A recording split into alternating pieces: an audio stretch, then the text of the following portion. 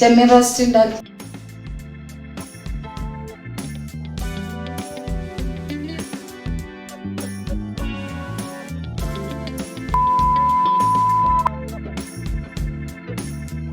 നല്ല ടേസ്റ്റ് ഉണ്ട്.